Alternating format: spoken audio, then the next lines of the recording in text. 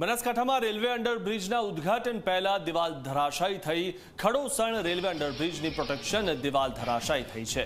12 કરોડના ખર્ચે બનેલા અંડરબ્રિજના કામમાં ભ્રષ્ટાચારનો આરોપ લાગ્યો છે, ત્યારે અંડરબ્રિજનું કામ નબળું હોવાનો ખેડૂતોનો આક્ષેપ છે। ખેડૂતોએ ઉચ્ચ સ્તરીય તપાસની માંગ કરી છે, ત્યારે રેલવે અંડરબ્રિજની કામની ગુણવત્તા પર હવે સવાલ ઉઠ્યા છે અને નબળું કામ કરનાર કોન્ટ્રાક્ટર સામે કડક કાર્યવાહીની પણ માંગ થઈ રહી છે।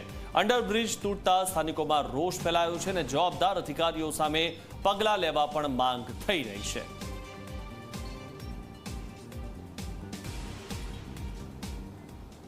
રેલવે વાળા એમ કહી રહ્યા છે, એડીએમ સાહેબને બધાય કે કામ સારું કર્યું છે કોન્ટ્રાક્ટરે।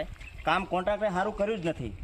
વરસાદ પહેલાં એ તૂટેલું હતું, અત્યારે બી તૂટેલું જ દેખાય છે। જો તમે હું હાથ લાંબો કરું છું ત્યાં આગળ બધું તૂટેલું જ છે અને રેલવેના કર્મચારીઓ કોન્ટ્રાક્ટરને બચાવવાની કામગીરી કરી રહ્યા છે। પાણી નિકાલ માટે કોઈ વ્યવસ્થા જ નથી।